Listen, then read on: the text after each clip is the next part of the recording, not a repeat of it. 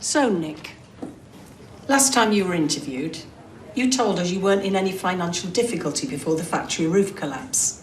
You insisted that the money you'd hidden in the factory accounts was your own. I'm sorry. But in fact, it was money you'd stolen from your grandmother's account. Is that correct?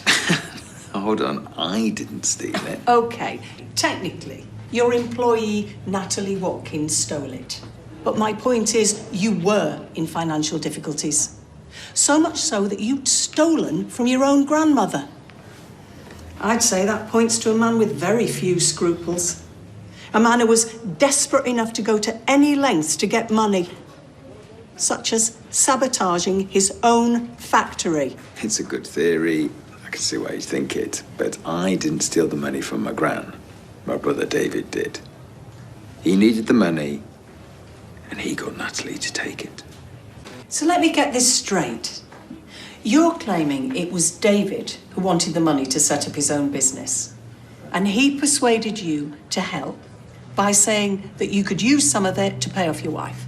Yeah, that's right. So you agreed and put him in touch with Natalie? Yeah, I did. And then I came to my senses, realised it was a bad idea and told him not to do it. But he went ahead anyway? Yeah, he did, unfortunately.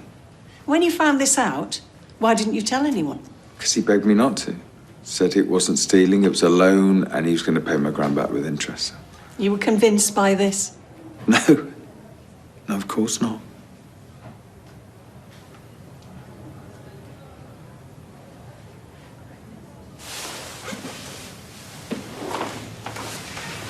I don't know whether you know, but my brother had a really rough year. He was raped, and I wasn't there for him. I feel really guilty about that. And I suppose he played on that a little. And, well, we told my gran that I gave him the money. Right. So you did this purely to protect your brother. It had nothing to do with the fact you did actually use some of the money to pay off your wife. No, I'm no saint, okay? And the thought of paying my ex-wife off, you know, was tempting. And the thought of making a profit from the barbers, presumably, because you became a business partner in that, didn't you? Yeah, he asked me. And I thought it was a good way of keeping an eye on things and make sure he paid my gran back, so. Well, that's very laudable. Except that doesn't tally at all with the account you gave your grandmother.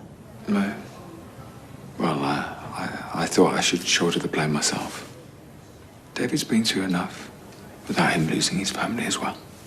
So why decide to dump him in it now, Nick? I'm not doing him any favours, am I? You know? I mean, how's he going to learn? How's he going to grow up? How's he going to turn his life around, you know? So, I don't know. He's got to come clean, hasn't he? He's got to face up to what he's done.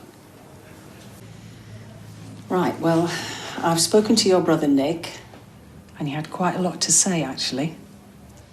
Mainly about you. Right. He claims you stole the £80,000 from your grandmother, even though he'd asked you not to. And that when he found out, you persuaded him to keep quiet.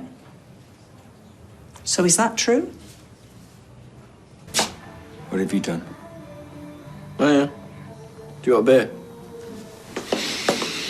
Right. So, you only get charged with money laundering. I get charged with theft as well. What did you tell them?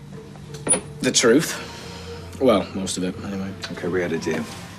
Yeah, and I did think about going along with that. I really did, but then I thought, nah, why should I? Because I trusted you. Oh, come on. Come on, Nick. Let's not pretend we both trust each other. Really? And anyway, it was me taking all the risks. All right, if you think you're getting my half of the business... Well, you're going to have a hard time getting it back, aren't you, since I got that deed of transfer? Yeah, you're right, you know. I suppose it's the best thing I've ever done, though, signing it. No, easy, easy. But you want to add assault to those other charges as well? If I go down, you'll pay for it. Well, if you go down, it'll only be what you deserve anyway, so I'm not going to feel too guilty about that. Now go on, get out. Trespassing.